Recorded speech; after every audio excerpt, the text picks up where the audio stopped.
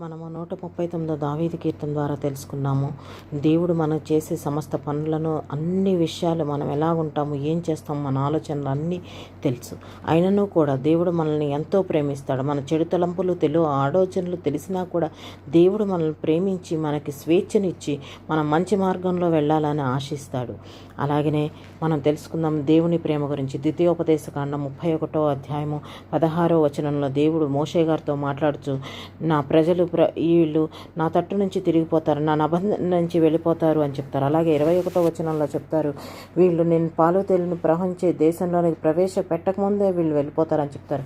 అప్పుడు మోషే గారు 32వ ద్వితీయోపదేశకాండం 32వ అధ్యాయం ద్వారా ఆకాశ మండలమును భూమండలమును సాక్షులుగా ఉంచి ఆయన ఒక కీర్తన పాడి ఎలా ఉండాలో, ఏం చేయాలో అన్నీ చెప్తారు.